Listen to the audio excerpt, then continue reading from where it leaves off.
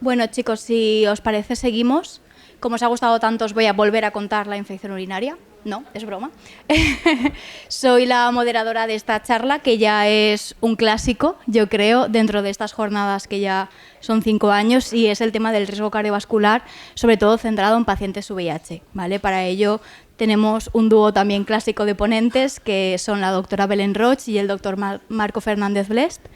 La doctora Belén Roig es nuestra jefa de servicio y además es la compañera a cargo de la unidad de riesgo de lípidos, hipertensión y riesgo cardiovascular, y es la persona a la que vamos todos a preguntarle cuando tenemos dudas sobre los lípidos y el riesgo cardiovascular. Y Marco, que aparte de ser la cabeza pensante y organizadora de estos cursos, que ya llevan 5 años, es también compañero nuestro de la unidad de infecciosas y del servicio de medicina interna, y también es la persona a cargo de la comisión de infecciosas del hospital.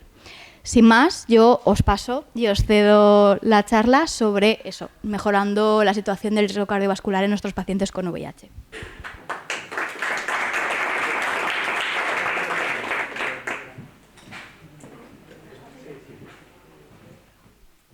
Bueno, muchas gracias por la presentación.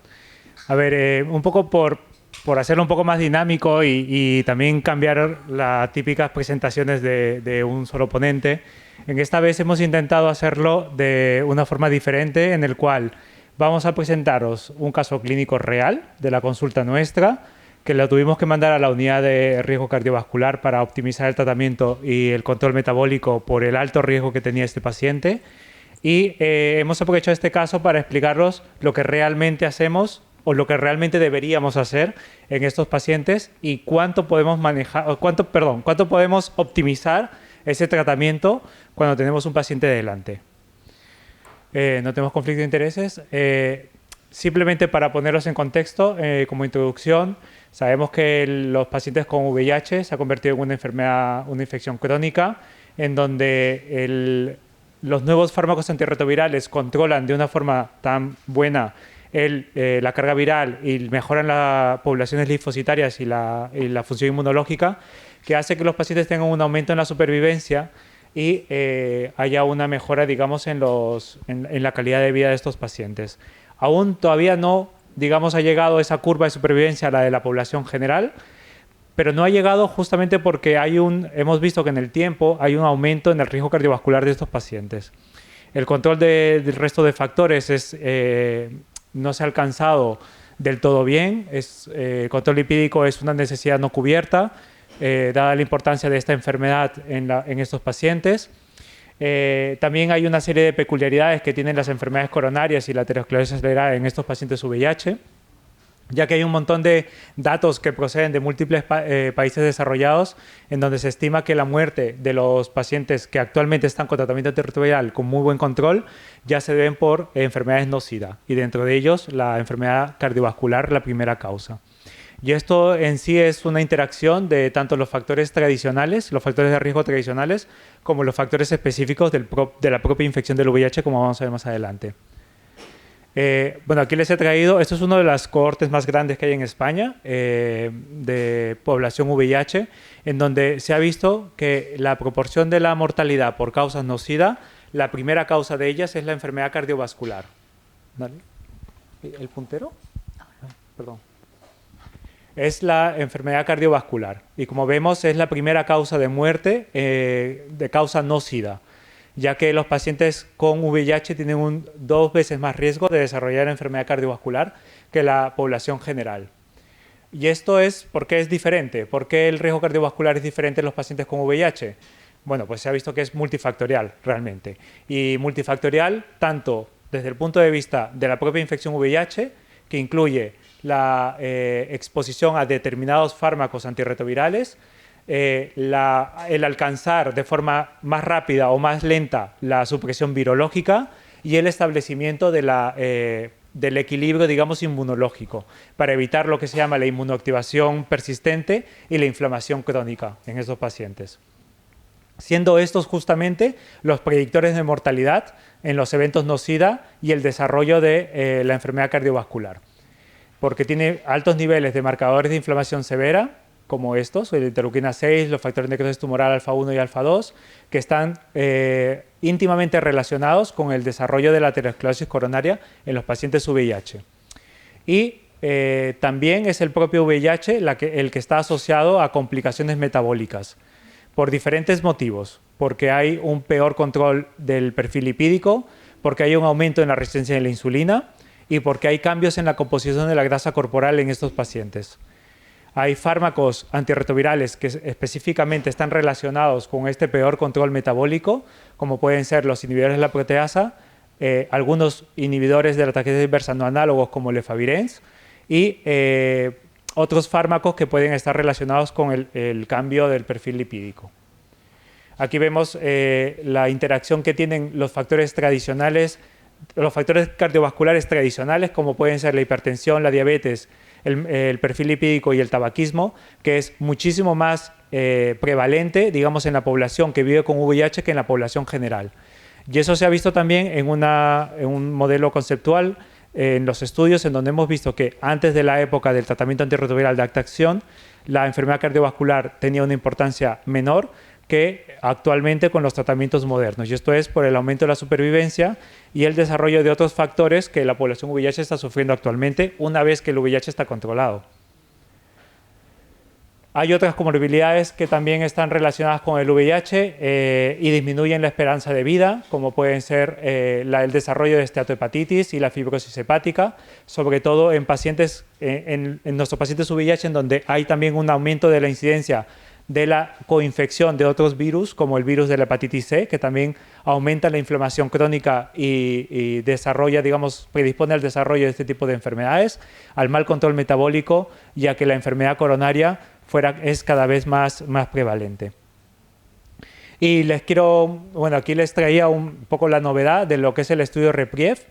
El estudio REPRIEV es, a ver, se plantea la hipótesis de que el paciente VIH, por solamente ser VIH, tiene más riesgo cardiovascular.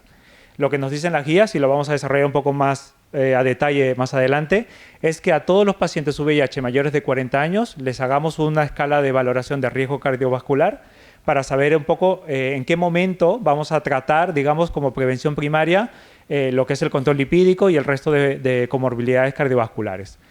Pero planteando de la hipótesis de que los pacientes VIH, solamente por ser VIH, ya tienen más riesgo cardiovascular, se ha montado este estudio. Y este estudio lo que hizo fue reclutó pacientes entre 40 y 75 años con una alta proporción de mujeres, donde todos los pacientes estaban en tratamiento antirretroviral y bastante bien controlados, con CD4 más de 100. Se hizo un estudio en 12 países de diferentes continentes y lo que se hizo fue hacer un brazo aleatorio de tratamiento con estatinas, en este caso la pitavastatina de 4 miligramos, versus un brazo con placebo, o sea, donde no íbamos a iniciar el tratamiento con estatinas. Ese estudio se tuvo que parar porque se vio que había un aumento en el beneficio en los pacientes que estaban tomando estatinas y se vio que hubo una reducción del riesgo de hasta el 35% de eventos cardiovasculares mayores en los pacientes que estaban tomando estatinas, incluso en pacientes en los cuales probablemente si lo hubieran sacado la escala no tenían tanto riesgo como para haber sido necesario iniciar una estatina. Pero este es un estudio que probablemente vaya a cambiar, digamos, las recomendaciones de las guías en el futuro. Y a continuación de esto, pues vamos a presentarles un caso clínico en el cual vamos a poner esto en práctica. Bueno, ¿me toca a mí ahora? ¿Se oye? Sí. Nada, os presento a Onofre, que para la gente de nuestro servicio les confirmo es el marido de Rufina. Y Onofre llega a nuestra consulta, bueno, es un señor que nosotros seguimos en la unidad de enfermedades infecciosas, es un varón de 58 años con una hipertensión arterial refractaria al tratamiento. Como antecedentes personales de Onofre, destacamos que no es alérgico a nada, que es un hipertenso de más de 10 años de evolución, diabético desde hace 5 años, dislipémico desde hace 5 años y con una infección crónica por VIH recientemente diagnosticada a raíz de unos condilomas perianales. Como hábitos de vida, Onofre nos comenta que es bastante sedentario, que lo de la dieta sin sal no va con él, que es fumador activo de un paquete año y que no bebe mucho alcohol, pero cuando le reinterrogamos un poquito sí que nos dice que un carajillo al día sí que se toma todos los días. Hablando sobre su familia, nos comenta que su madre falleció a los 71 años por un ictus y que era diabética, tipo 2, y que su padre falleció a los 78 años de una enfermedad de Alzheimer, pero que también era hipertenso y diabético. Tiene 2 hermanas sanas de 50 y de 55 años. El tratamiento que Onofre lleva en domicilio es telmisartán 80 en desayuno, hidroclorotiazida 25 en desayuno, amlodipino 10 en cena para la tensión, metformina para la diabetes, rosuvastatina 5 en cena para la dislipemia, toma además el diazepam en comida, la trazodona y luego como tratamiento antirretroviral lleva favirenz, centricitabina y tenofovir. A la exploración física destaca que nuestra consulta ya está hipertenso, 164/92, con una frecuencia cardíaca y una saturación en principio en rangos. Pesa 95,3 kilos y mide 1,72, por lo que tiene un IMC calculado de 32,21. Tiene buen estado general, no impresiona de gravedad, consciente, orientado, auscultación cardiopulmonar dentro de la normalidad y a nivel abdominal también sin ninguna alteración. Destaca que tampoco tiene edemas en miembros inferiores. En la analítica inicial de rutina que le hacemos tiene una glicada de 7,2, triglicéridos de 351, un colesterol total de 204, pero si nos fijamos el HDL es de 41 y el LDL de 92. Tiene la función hepática un poquito alterada con una GPT de 43 y una GGT de 72, con el resto dentro de la normalidad, una PCR normal, función renal dentro de lo normal con un filtrado de 84, ácido úrico dentro de la normalidad, hormonas bien. Tiene un cociente de microalbuminuria creatinina de 23,41 y en principio está bien controlado el VIH con una carga viral indetectable y los CD4 por encima de 800. En cuanto a las pruebas complementarias que ya le vamos pidiendo por el tema del riesgo cardiovascular, le pedimos un electro, que en principio está dentro de la normalidad, y una ecocardio con una buena función sistólica, pero sí que se ve que tiene una hipertrofia moderada severa a nivel septal, con una insuficiencia mitral ligera y una disfunción diastólica de grado 2. Le hacemos también un mapa y vemos que tiene un patrón Reiser con estas cifras de tensión arterial a lo largo del día. Con lo cual, nuestro paciente, aparte de la infección crónica por VIH, vemos que también tiene una hipertensión arterial de grado 3, una diabetes mellitus de tipo 2, una obesidad de grado 1, un tabaquismo activo y un sedentarismo. Con todo, yo le planteo a la doctora Roch la primera pregunta, y es ¿qué hacemos con él? Empezamos por el estilo de vida y esperamos a todo lo demás. Aparte del estilo de vida, ajustamos tratamiento. Antes de hacer nada, le pedimos más pruebas. Paso palabra. Bueno, muchas gracias, Yolanda. Y bueno, yo recibo muchos pacientes como Onofre y sí que me gustaría parar sobre todo en esta diapositiva, que es la modificación de hábitos de vida. Es verdad que todo el mundo tenemos muchos pacientes, muy poco tiempo de consulta y no le damos la importancia que tiene la modificación de hábitos de vida de los pacientes. Yo sí que estoy muy motivada y por eso me gustaría dedicar unos minutos, porque hay veces que el dedicar ese tiempo al paciente puede hacer que podamos pautarle 1 o incluso 2 fármacos menos para el control del riesgo vascular. Dentro de la modificación de hábitos de vida es muy importante alcohol cero y tabaco cero, y cero es cero, no podemos negociar un cigarrillo ni una copita de vino en la comida principal, absolutamente dejar el tabaco y el alcohol, y también muy importante la dieta mediterránea. Y eso que parece que es habitual, que aquí somos de la zona mediterránea y todo el mundo hacemos la dieta mediterránea, pues ciertamente no es así, porque nadie nos enseñó a comer. Lo que dice la evidencia científica es que mientras un paciente no evidenciemos que tiene un déficit nutricional, la dieta más recomendada y más saludable es la dieta mediterránea. Y cuando nos ponemos a leer qué es la dieta mediterránea, contempla todos los aspectos. Dice que los pacientes tienen que hacer ejercicio, que tienen que tener un descanso adecuado, incluso tienen que socializar. Y también nos recuerda que debemos hidratarnos de una forma adecuada. En cada comida principal deberemos recordar a nuestros pacientes que tienen que tomar frutas y verduras y carbohidratos en forma de pasta, arroz y aceite de oliva virgen. Cada día deberíamos tomar lácteos, 1 o 2, frutos secos y semillas y algunas especies para condimentar la comida mucho mejor que la sal. Y una vez a la semana recordar que debemos de tomar carne blanca mejor que carne roja, proteínas en forma de legumbres o huevos, patatas para asegurar los carbohidratos y ocasionalmente, solo ocasionalmente, grasas saturadas y dulces. Bueno, resumiendo todo esto que les he comentado, lo resumo en 6 imágenes que sí que me gustaría que recordáramos y les dijéramos a nuestros pacientes. Cereales integrales mejor que los no integrales porque mejoran el tránsito intestinal. Siempre aceite de oliva virgen extra. Y dentro del aporte de proteínas, 4 mensajes claros. Principalmente las proteínas deberían venir de pescados y de huevos. Mejor la carne blanca que la roja. Y a la hora de tomar legumbres, mejor combinarlas con los cereales porque eso mejora la absorción. Y después recomendar leche y derivados de 2 a 3 raciones al día. En el caso de la obesidad, desnatados. Hay que recomendar 5 raciones de frutas y verduras al día, 2 de ellas mínimo fruta. Evitar el consumo de alcohol y asegurar el consumo de agua. Y bueno, esto es la dieta mediterránea, no la traigo aquí para que pues la hagamos en 2 minutos, pero sí para que la demos a nuestros pacientes, que la hagan, se la lleven a casa y nos la vuelvan en la siguiente visita. Si todos ustedes se la llevan a sus casas y las hacen, verán cómo la complementación de más de 9 puntos para cualquiera de nosotros es muy difícil. Por lo tanto, aunque lo consideremos, no hacemos bien la dieta mediterránea, que es la saludable. Y esto es el método del plato. Les voy a destinar medio minuto, pero sí que quería comentarlo porque rápidamente podemos decir a nuestros pacientes cómo tienen que comer. Y lo que teníamos que recomendarles es que en cada comida el paciente tiene que imaginar que tiene un plato. La mitad del plato debería ser verduras, un cuarto debería ser hidratos de carbono y el otro cuarto debería ser proteínas. Y siempre esto acompañado de una hidratación adecuada, de frutas y de lácteos. Eso era la modificación de hábitos de vida respecto a la alimentación, pero no podemos olvidar la importancia del ejercicio. El ejercicio es súper importante.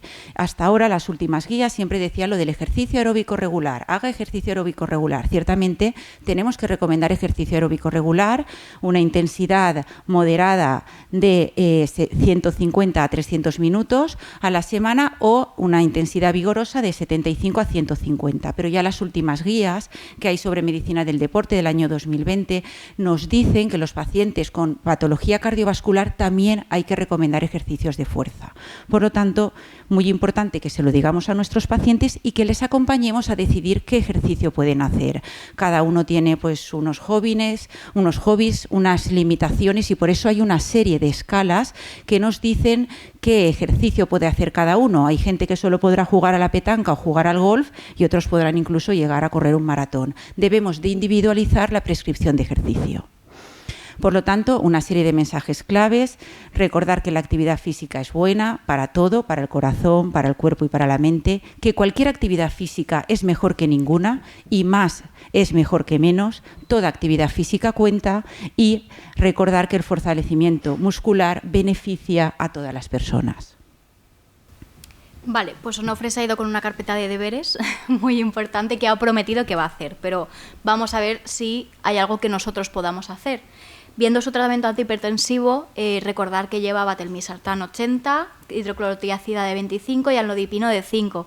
Sin embargo, hemos observado en las pruebas que realmente esto no termina de hacer que esté bien controlada su tensión. Entonces, ¿cuál sería el siguiente paso? ¿Subimos el amlodipino que ya lo lleva, lo subimos, le añadimos un cuarto fármaco o qué es lo que hacemos con...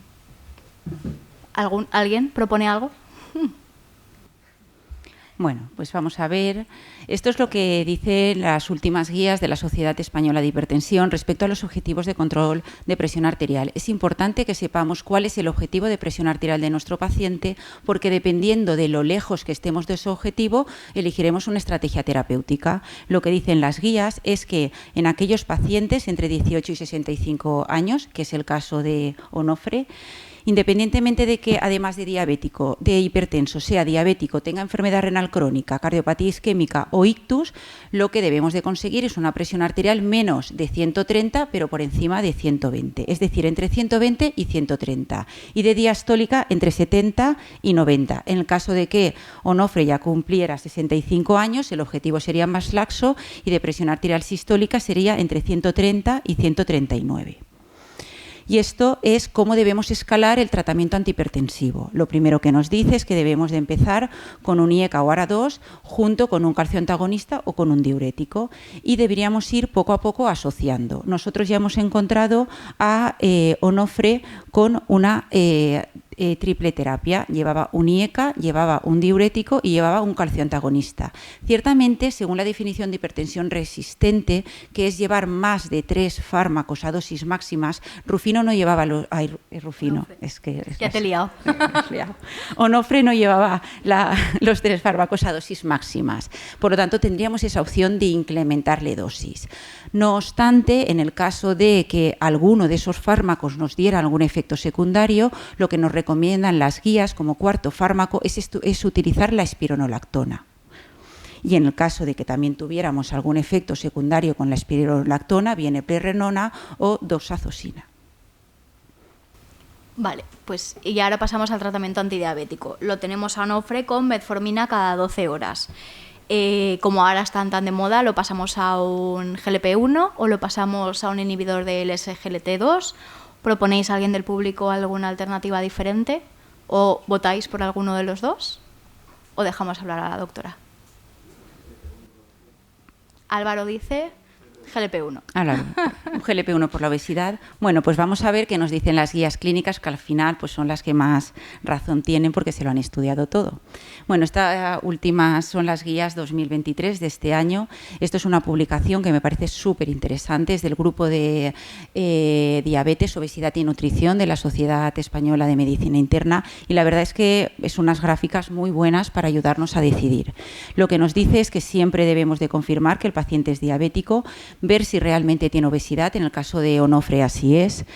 Debemos hacer una modificación de hábitos de vida, que nosotros sí que la hemos hecho, y después pasamos al tratamiento farmacológico. Y dentro de todos los fármacos para el tratamiento de la diabetes, nos dice que debemos de intentar empezar con un análogo del receptor de la GLP-1 o un ISGLT2, independientemente de que el paciente ya lleve o no lleve metformina. Sí que recordar que la metformina es interesante en todos aquellos pacientes con obesidad por la disminución de la insulinresistencia. Después, también nos diferencia los pacientes que tienen alto o muy alto riesgo cardiovascular, donde vuelve a abogar por esta combinación, análogo del GLP-1 o SGLT2. En los pacientes con una insuficiencia cardíaca sí que pone como primer fármaco el ISGLT2 por las últimas evidencias. Después nos habla de los pacientes que tienen enfermedad renal crónica y nos dice cómo debemos de reducir dosis según el fármaco que utilicemos, según el filtrado renal. Después lo veremos más detalladamente. Y en el caso de que tengamos un paciente con sobrepeso, nos dice cómo deberíamos ordenar la escalada de fármacos según la intensidad que queramos conseguir, es decir, lo lejos que estemos de nuestro objetivo. Primero nos dice la articepatida, no la tenemos aún comercializada, pero como saben los estudios pues abogan que va a ser un gran fármaco. Semaglutida 2 miligramos, 1 miligramo, liraglutida, dulaglutida y SGLT2. Ya finalmente, en esta parte sí que nos deja aquellos pacientes más mayores o que bien tengan fragilidad, es el momento de utilizar los IDDP4. Recordar que el IDDP4 y el análogo de la GLP-1 van por el mismo mecanismo de acción a través de las incretinas, por lo que deberíamos evitar a un paciente tenerlo con estos dos grupos farmacéuticos a la vez. Posteriormente, esta misma guía de la Sociedad de Medicina Interna nos dice la escalada de fármacos según lo lejos que estemos del objetivo. Si estamos a menos de un 1% del objetivo de glicada, podríamos simplemente añadir un fármaco. Si estamos más lejos, podríamos hacer incluso combinación de 3 fármacos orales, pero si estamos con más de 10% de glicada, pues probablemente tengamos que añadir una insulina basal a nuestro paciente. Y esta era la potencia que les habíamos comentado antes. Este es un cuadrito que lo he traído porque a mí me resulta muy interesante para que todo el mundo lo tengamos en la consulta. Yo, de hecho, tampoco me lo sé de memoria y lo suelo consultar, pero es importante porque están todos los fármacos antidiabéticos y cómo deberíamos reducir la dosis. Recuerden que alguno de ellos se puede dar incluso en diálisis, pero sería adecuado que supiéramos cómo debemos bajar la dosis de cada fármaco según el filtrado glomerular de nuestro paciente. Pues pasamos a la tercera parte. ¿Qué pasa con la dislipemia? Recordemos que Onofre tenía un colesterol total normal, pero HDL de 41 y LDL de 90 y algo. Y lo tenemos con una rosuvastatina de 5 en la cena. ¿Qué opináis? Como la rosuvastatina tiene margen para subir, le subimos la rosuvastatina, mantenemos la dosis y le añadimos la ezetimiba, subimos dosis y le añadimos ezetimiba, o ¿Alguna otra opción que se os ocurra? A ver, ¿qué opina la doctora Roig? Bueno, lo primero que tenemos que saber es qué objetivo del EDL tiene nuestro paciente, porque no podemos hacer una estrategia terapéutica sin saber dónde queremos ir. Esto pues, nos dice los objetivos que tienen nuestros pacientes, sí que nos los cataloga la Sociedad Europea de Cardiología en bajo, moderado, alto y muy alto riesgo. Recordarlo de bajo riesgo porque bajo riesgo somos todos los que estamos aquí, por lo tanto deberíamos tener un LDL menor de 116 y ahí lo dejo. Y después pues vamos un poquito aumentando. ¿Cómo va aumentando el riesgo según la tabla? Pues si tienes, va aumentando según lo que dicen las tablas SCORE, estratifica moderado riesgo entre 1 y 5% y menos de 5%, alto riesgo del 5 a 9%, muy alto riesgo los scores mayor a 10%. Pero hay ciertas lesiones o ciertas patologías que ya te estratifican como de moderado, de alto o de muy alto riesgo. Por ejemplo, un paciente solo por tener una hipertensión grado 3 ya es un paciente de alto riesgo. No tenemos que seguir buscando nada más, ni seguir haciéndoles tablas SCORE, ni seguir haciéndole nada. Ese paciente ya es de alto riesgo. Y un paciente que tenga un filtrado glomerular de menos de 60 ya es un paciente de alto riesgo. Tampoco tenemos que seguir buscando nada. Entonces hay ciertas ideas claras que debemos de tener para saber que esos pacientes solamente cuando cruzan la consulta y tienen un filtrado menor de 60 o una hipertensión grado 3 o solamente tienen una diabetes de más de 10 años de evolución, aunque esté súper bien controlada, son pacientes de alto riesgo y no deberían salir de nuestra consulta con un LDL de más de 70. Ya pacientes de muy altos riesgos pues son los que tengan algún evento o todos los pacientes de nefrología filtrados de menos de 30 son de muy alto riesgo. Objetivo de esos pacientes menos de 55. Lo recuerdo por todos los pacientes que ingresan en el hospital con filtrados menores de 30 no deberían de irse con LDLs mayores a 55. Entonces le calculamos el riesgo cardiovascular a Nofre aquí ahora entre todos. ¿Usamos el SCORE 2 o no nos hace falta? Bueno, esto es una pregunta muy difícil, Yolanda. Porque, bueno, lo que dicen las guías siempre es utiliza el SCORE, utiliza el SCORE. Antes estaba el SCORE, ahora está el SCORE 2, el SCORE OP, pues bueno, deberemos de utilizar el SCORE, tanto SCORE, tanto SCORE. Bueno, pues esto es la tabla SCORE. Aplicamos la tabla SCORE y bueno, pues tampoco hay mucho que pensar porque la tabla SCORE nos dice cosas muy importantes. ¿Qué es súper importante? El SCORE 2 se diferencia de la tabla SCORE de toda la vida en que la primera tabla SCORE iba por LDL y el SCORE 2 va por colesterol no HDL. Eso es súper importante por el riesgo residual que explicaremos más adelante. Por lo tanto, estamos en la tabla SCORE 2, vamos por colesterol no HDL. ¿Pero qué tiene de importante la tabla SCORE 2? Pues lo que tiene importante es que al paciente fumador le confiere muchísimo más riesgo que al paciente no fumador. Por lo tanto, Onofre, solo por ser fumador, se nos pone aquí, en esta columna. Onofre tiene entre 55 y 59 años y por el hecho de ser fumador, démonos cuenta, ya está, independientemente del colesterol no HDL que tenga, por el hecho de ser fumador y ser hipertenso, ya tiene un muy alto riesgo cardiovascular. Porque si lo miramos aquí arriba, que nos lo ajusta por la edad, tiene un SCORE 2 mayor del 10%, está entre el 11 y el 14%. Por lo tanto, según la tabla SCORE 2, Onofre tiene muy alto riesgo cardiovascular, objetivo del LDL menor a 55. Pero bueno, ¿qué pasaría si no llega a fumar Onofre? ¿Lo tendríamos así de claro? Pues Onofre tiene muchos números para ser un paciente de muy alto riesgo vascular. Pues si no fuma, pero tiene muchos numeritos, porque la tabla SCORE 2 está muy bien hecha y te dice que si hay pacientes que tú ya lo ves venir, que es un paciente de muy alto riesgo, tengas en cuenta si ese paciente tiene algún modificador de riesgo vascular, porque tú le estás queriendo poner el título de muy alto riesgo vascular y quieres sacarlo con 55, pero no encuentras qué. Pues aquí te da las pistas y te dice, vale, lo tienes ahí en medio, entre alto riesgo y no consigues decir que es de muy alto riesgo. Vamos a ver cómo cómo lo hacemos y te dice si el paciente tiene uno o varios moduladores de enfermedad o incluso alguno de ellos de muy grave, le puedes aumentar el riesgo, y entre ellos te dice obesidad o sedentarismo, exclusión social, intolerancia a la glucosa, que nuestro paciente sí que tenía, elevación de triglicéridos, elevación de lipoproteína A, de la que ya hablamos el año pasado. Recuerden que las lipoproteínas A más de 90 confieren riesgo adicional, antecedentes personales o otras patologías como síndrome de apnea del sueño o nuestro paciente. Todas las enfermedades inflamatorias. Los pacientes con enfermedades autoinmunes tienen modificador de riesgo. Los pacientes con psoriasis, una enfermedad inflamatoria, modificación de riesgo. Y los pacientes con infección por el virus de la inmunodeficiencia humana, modificador de riesgo. Por lo tanto, Onofre no se escapa por ningún lado. De todas maneras, eso es lo que nos dice la tabla SCORE-2. Onofre era un caso fácil porque lo hemos visto entrar en la consulta y ya le queríamos poner que era de muy alto riesgo.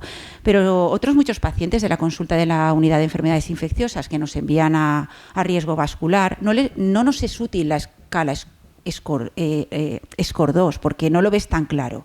Los pacientes VIH, como ha explicado el doctor Fernández Blest, son pacientes más jóvenes que tienen ese riesgo adicional y modificador por la inflamación del virus, pero que muchos de ellos se escapaban de las tablas de SCORE-2. Entonces, lo que se recomienda en las sociedades es que apliquemos la escala americana para riesgo cardiovascular o bien el Rechicor. Aquí están las dos escalas y me resulta interesante comentarlas para los pacientes con infección por VIH que no sean tan claros como Onofre. Empezamos por la escala americana. Es una escala que aquí pone CV y lo he puesto aquí en rojo para diferenciar y que recordemos que esta escala lo que nos mide es la probabilidad de sufrir un evento cardiovascular en los próximos 10 años en población más joven de la del SCORE, entre 40 y 79 años, como suele pasar con los pacientes VIH, gente más joven, e incluye todas estas variables, incluida la raza y el LDL. Y clasifica a los pacientes en bajo, leve riesgo, moderado o alto. Por lo tanto, lo más alto que tiene es alto riesgo. Aquí no tiene muy alto riesgo. Y el Rechicor es una escala similar, también la podemos aplicar al paciente VIH porque también es para población más joven, incluso empieza en 35 años, pero la diferencia que tiene con la escala americana, recuerden que antes había puesto en rojo CV, lo que predecía era enfermedad cardiovascular, pero el Rechicor, que pongo en rojo COR, de corazón, lo que predice es la probabilidad de un evento coronario. Y a diferencia de la otra escala no tiene en cuenta el LDL ni la raza y vuelve a calificarlo con los mismos riesgos que la escala americana. Bueno, yo he calculado las dos escalas con Onofre. Recordemos que según el SCORE-2 Onofre era de muy alto riesgo. Aquí lo máximo que puede ser es de alto riesgo, pero en las dos escalas nos sale un paciente del máximo, de riesgo alto. Que no sale en la escala americana, que tiene un 48% en los próximos años de tener un evento cardiovascular mortal o no mortal. Y en el Rechicor pues también nos sale que tiene una probabilidad del 17%, es decir, muy alta, de tener un evento coronario en los próximos 10 años. Esta escala, la americana, sí que me resulta curiosa y quería comentarla porque es una escala de mucha utilidad para la consulta. Si tenemos tiempo, además de modificar los hábitos de vida, el ejercicio, cómo deben de comer, aplicar esta escala es súper interesante porque implicas al paciente.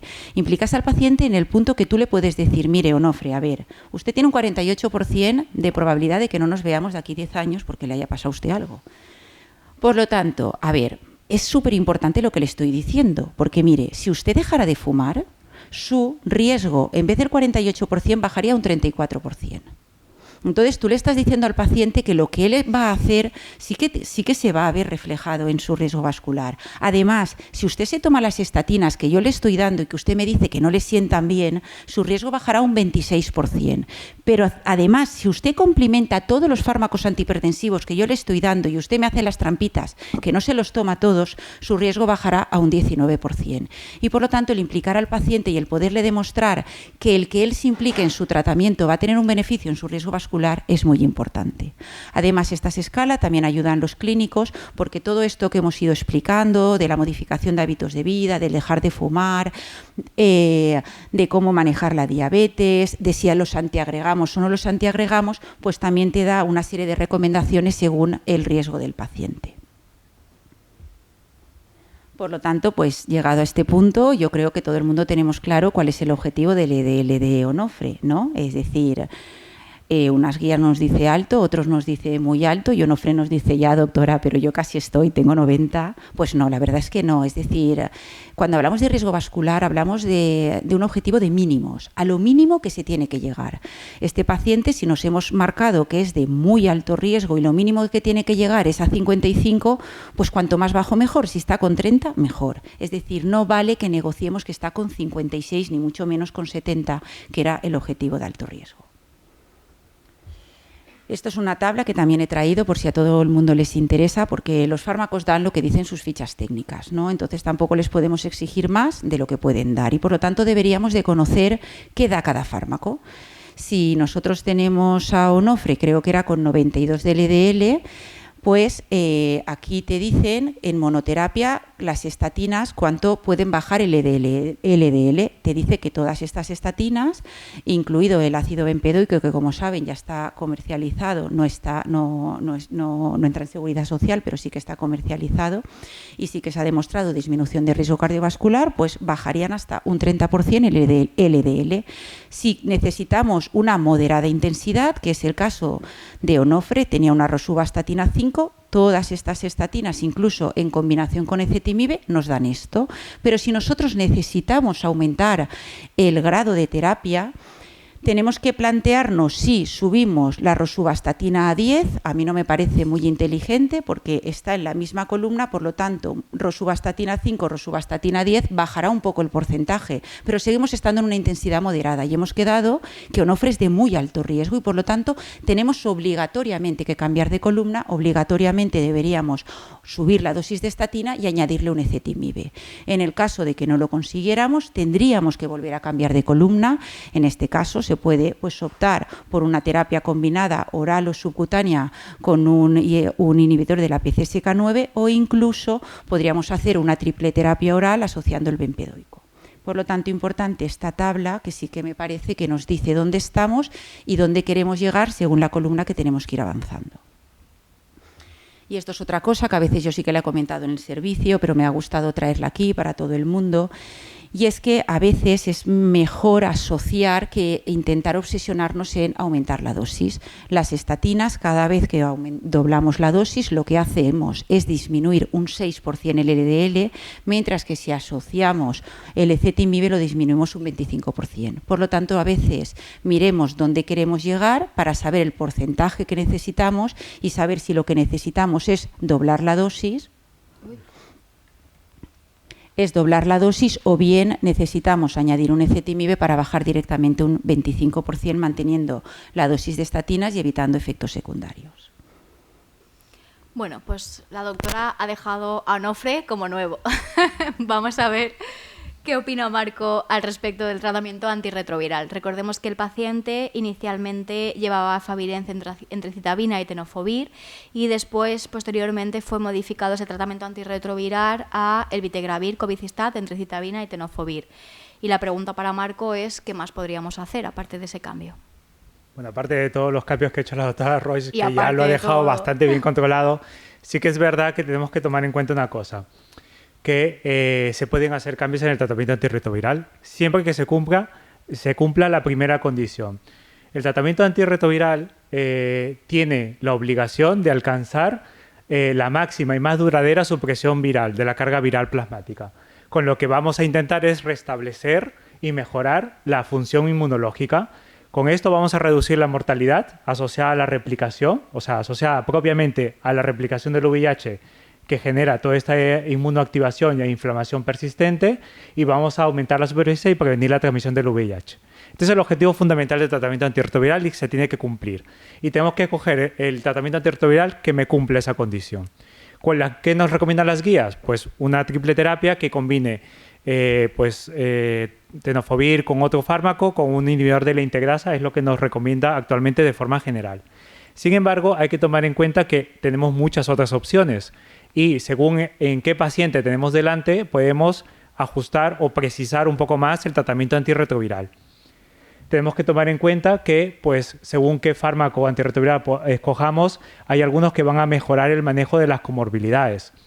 Tenemos la rilpivirina, que ya lo tenemos bastante tiempo a nivel oral. Actualmente ya está comercializado a nivel intramuscular como parte de una combinación dual, en donde nos ayuda un poco a disminuir la resistencia a la insulina y mejora el manejo de la esteatohepatitis. Tenemos otro fármaco que ha salido más recientemente, que es la doravirina, que es un inhibidor no análogo de la taquitasa inversa y que ha demostrado ser superior a pautas con respecto a los inhibidores de la proteasa para mejorar lo que es el control lipídico en el tiempo. O sea, tiene un mejor perfil a nivel lipídico y metabólico. Y en ciertos pacientes, sobre todo que puedan tener obesidad o sobrepeso, tenemos que tomar en cuenta que podríamos utilizar combinaciones que no lleven el TAF. El TAF es una formulación diferente al tenofovir que se ha visto en los estudios que está relacionado con el aumento de peso. Entonces, probablemente combinaciones que incluyan el TAF, pues tendremos que revalorarlo en pacientes con sobrepeso o en pacientes que tengan un mal control con la diabetes tipo 2. Entonces, bajo estos preceptos y una vez que alcancemos lo primero, tenemos que considerar que tenemos alternativas como biterapias orales que no llevan TAF y que las combinaciones pasan por fármacos que son más cardiovascular friendly, por decirlo de alguna forma, porque van a mejorar, digamos, el perfil metabólico. Tenemos actualmente terapias inyectables también que se basan en estas biterapias y que estas biterapias también pueden ser interesantes en pacientes polimedicados o que puedan tener múltiples comorbilidades. Así evitamos también el estar revisando las interacciones. Pues un poco basado a esto, hago la pregunta, ¿tienen todos los tratamientos antirretrovirales el mismo impacto a nivel metabólico? Pues no tienen el mismo impacto porque este, por ejemplo, es el Advance, el estudio Advance, en donde a la semana 96, en el seguimiento de los pacientes con ciertas combinaciones de fármacos, vemos que la combinación de TAF con dolutegravir, que es un inhibidor de la integrasa, es el que peor impacto metabólico tiene. Mayor aumento de peso, sobre todo en mujeres, pero también en hombres, pero la proporción es más en mujeres y en la raza negra, con respecto a otras combinaciones de tratamiento antirretroviral que pasan por otras combinaciones. Y eso también se ve reflejado no solamente en el aumento de peso y en la posibilidad de que el paciente termine siendo obeso, sino también en el peor control del perfil lipídico. Aumento de los niveles de colesterol total, de LDL, de triglicéridos y en general hay una serie de combinaciones de tratamiento antirretroviral que van a tener más incidencia en el peor manejo metabólico de estos pacientes, como los inhibidores de la proteasa o como algunos análogos de la taquitasa inversa, como el abacavir o el TAF, que se relacionan más a que tengan este peor score, digamos, cardiovascular. Aquí vemos también un poco el mismo estudio Advance, pero ya a 192 semanas.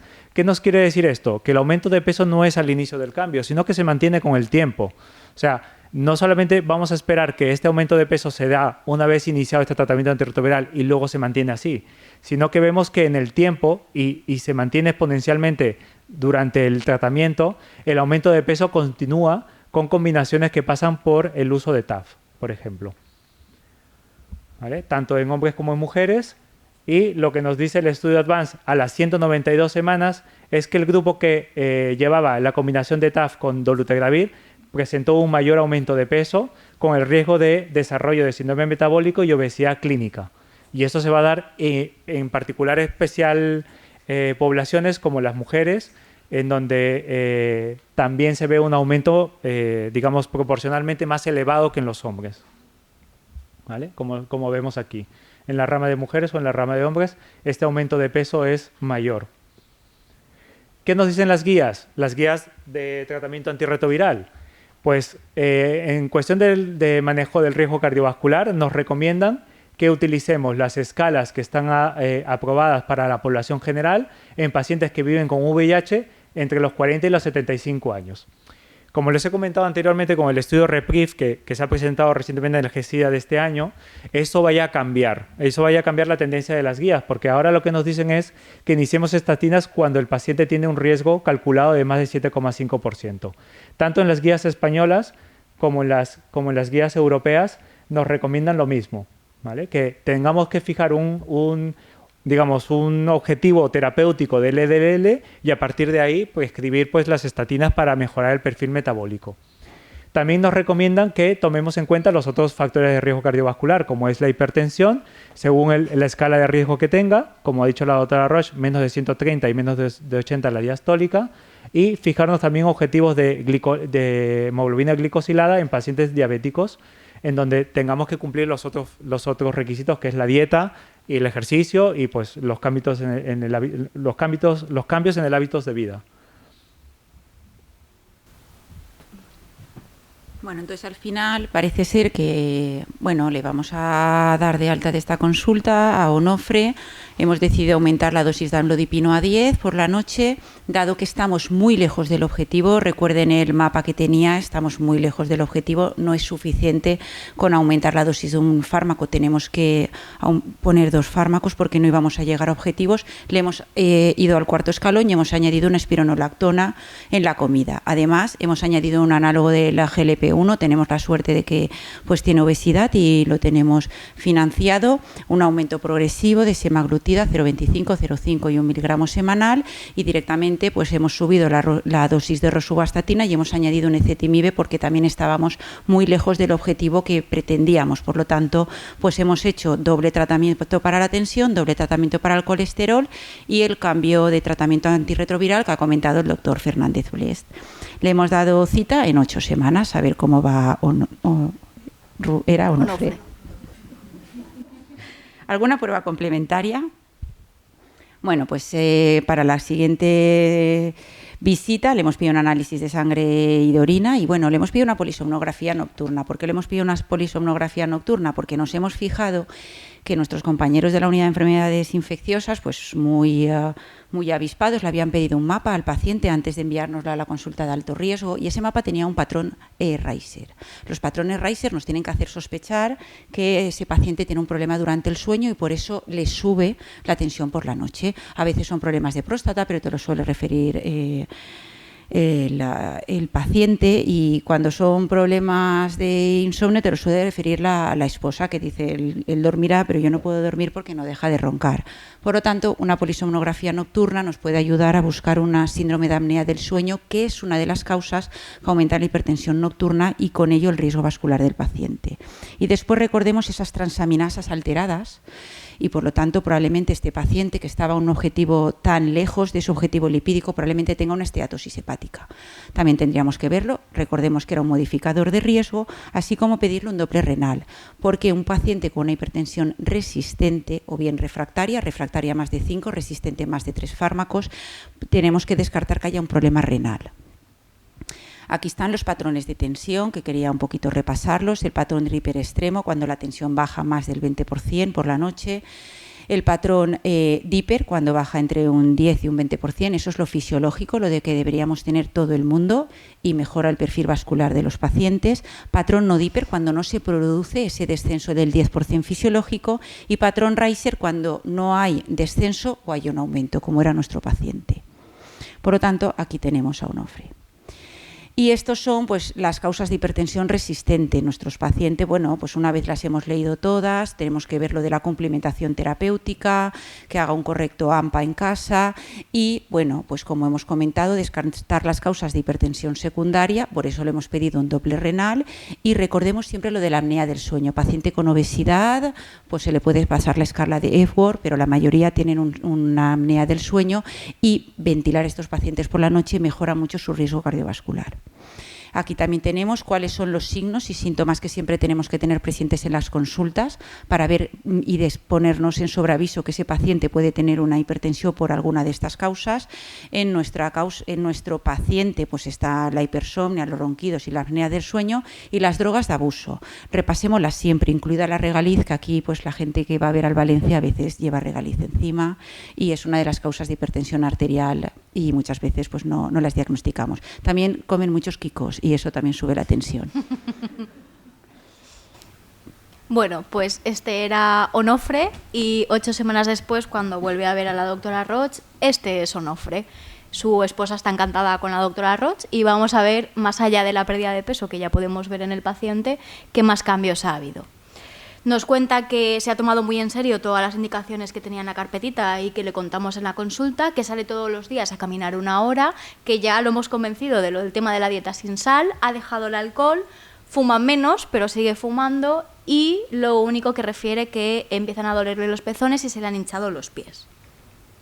En la exploración física vemos una tensión mucho mejor, 134/76, frecuencia y saturación en rango, pesa 92 kilos, talla 1,72, el IMC le ha bajado un poquito a 31, todo lo demás sigue estando dentro de la normalidad, excepto que sí que se nota que tiene edemas tibiomalleolares que no dejan fobia. En cuanto a la analítica, vemos una glicada que también la ha mejorado con 6,7%, los triglicéridos que también ha bajado a 265, una HDL de 31 y una LDL de 65,8, con lo cual también han mejorado. Le hemos también pedido la lipoproteína A, que es de 23, y función hepática le ha mejorado, función renal se mantiene estable, el cociente de microalbuminuria, creatinina, está en 63,3 y el hemograma en principio está sin alteraciones. En cuanto a las pruebas que le habíamos pedido, tiene una polisono nocturna con un índice de apnea y hipopnea de 26,3, con lo cual está un poquito alterado. Tiene una ecografía abdominal y un ecodoppler renal que se confirma que tiene una esteatosis hepática difusa, pero en principio el doppler renal le sale dentro de la normalidad. Y el AMPA le sale con unas cifras tensionales de 131, 144, 55, 67. Bueno, yo quería comentarles ahora un poquito el riesgo residual. Esta diapositiva ya la utilizamos el año pasado para un poco comentar que no solamente es importante el colesterol LDL. Ahora las nuevas guías y el SCORE-2 no nos habla solo de colesterol LDL, porque nos hemos dado cuenta que la importancia está en el colesterol no HDL. El colesterol HDL es el que nos protege, pero dentro del colesterol no HDL, que es el colesterol aterogénico, hay una parte que es a expensas de triglicéridos, esta parte. Y, por lo tanto, lo que nos están diciendo las guías es que una vez ya tengamos controlado el colesterol LDL, tenemos que ir a por el colesterol a base de los triglicéridos para disminuir ese riesgo residual del paciente, porque nos hemos dado cuenta que hay pacientes que ya lo tenemos con un objetivo de colesterol LDL y siguen teniendo eventos, y puede ser que esté aquí la respuesta a esos eventos. Así pues, quiero hablarles de lo que es la dislipemia aterogénica. Es el concepto de aquellos pacientes que tienen esta triada, que son LDL pequeñas y densas, aumento de triglicéridos y HDL baja. Y aquí pues nos tenemos que plantear si un paciente pues tiene esta triada de esas LDL pues más aterogénicas, ese aumento de triglicéridos y un HDL bajo como era Onofre, ¿cuándo deberíamos de tratar los triglicéridos? Esto es una pregunta que a veces se nos hace.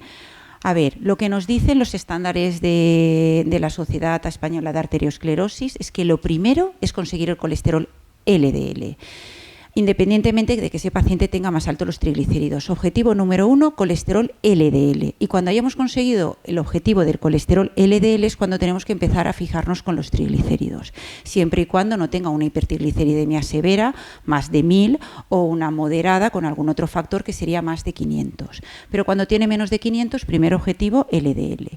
Una vez hayamos controlado el objetivo LDL, si continúa teniendo unos triglicéridos según los estándares de la SEA más de 200, según otras sociedades más de 300 o incluso 500, es cuando nos podemos plantear si utilizamos un fibrato, siempre fenofibrato, y cuidado con los pacientes, que los pacientes de alto riesgo a veces el fenofibrato les da un poco de deterioro de función renal, y bueno, pues también está el icosapento de etilo, actualmente no está comercializado, pero sí que pues el estudio REDUCE-IT, como todos ustedes saben, pues tienen unos resultados muy favorables de disminución de riesgo cardiovascular.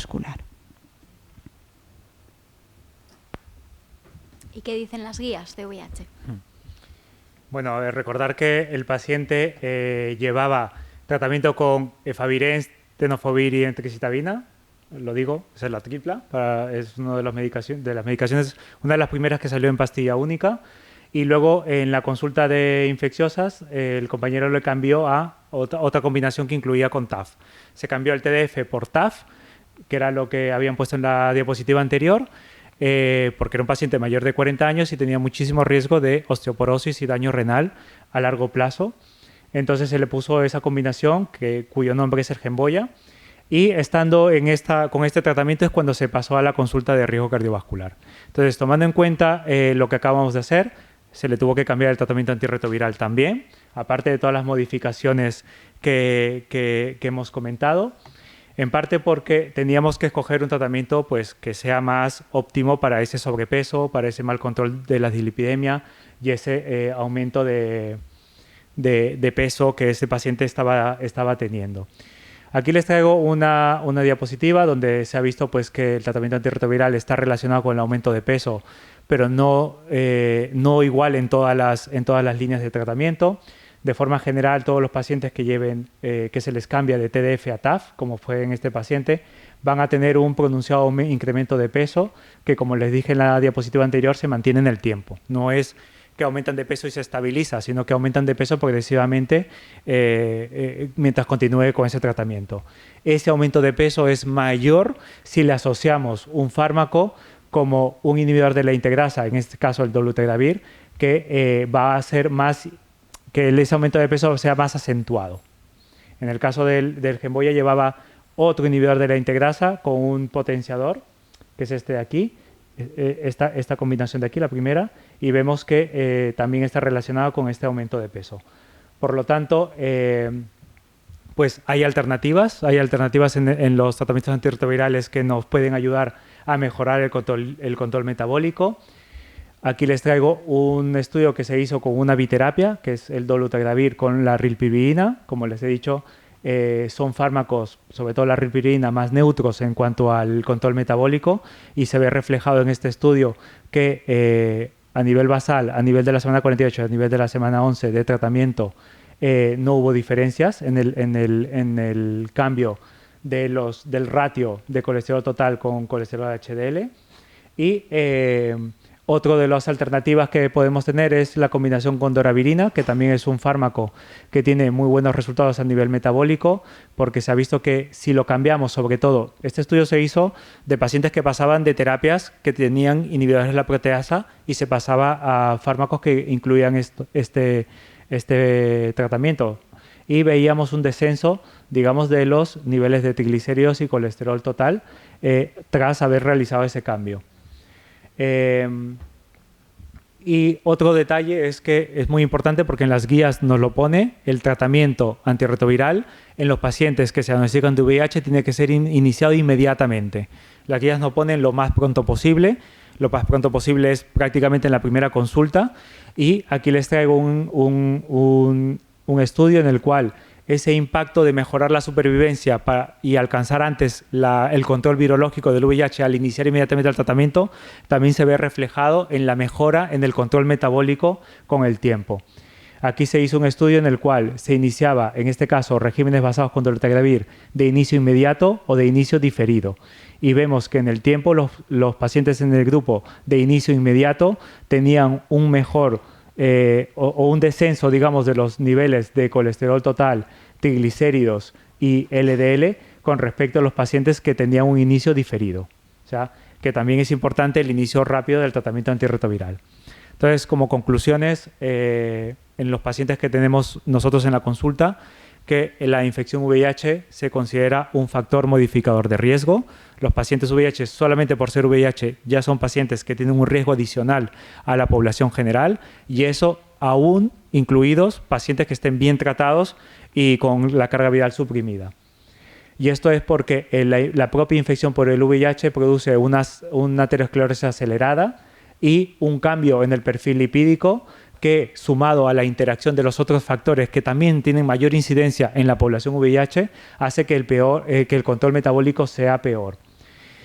También hay que tomar en cuenta que las escalas que calculan el riesgo cardiovascular en la población general suelen infradiagnosticar a los pacientes VIH por ese riesgo adicional que no está calculado en las escalas. Entonces hay que tomar en cuenta que el control lipídico es subóptimo en los pacientes VIH por ese cálculo en infravaloración de riesgo, que en prevención primaria la estratificación del riesgo es muy importante, pero que el inicio inmediato de estatinas probablemente sea lo que nos vayan a recomendar las guías a continuación, porque por cada reducción de LDL, de cada milimol, hay una reducción del riesgo relativo de un 22%, y eso se vio reflejado en este estudio que les presenté del REPRIEF, en donde inclusive pacientes que no tenían un riesgo manifestado elevado en las escalas de riesgo ya tenían un beneficio del descenso de los eventos coronarios y la enfermedad cardiovascular. En prevención secundaria no hay dudas, hay que alcanzar y mantener a los pacientes en los objetivos LDL que le corresponda por su situación de riesgo. Y también hay que incidir, como lo ha dicho la doctora Roche, en todos los otros factores que a veces por falta de tiempo en las consultas no lo hacemos, pero que es la modificación del estilo de vida y el manejo de forma más precisa de las comorbilidades. Y también hay que tomar en cuenta que tenemos alternativas en el tratamiento antirretroviral y que hay que individualizar según qué paciente tengamos delante para elegir un tratamiento antirretroviral versus otro que pueda ser, que nos pueda ayudar a alcanzar mejor los objetivos metabólicos que necesitamos con este paciente. Pues muchísimas gracias.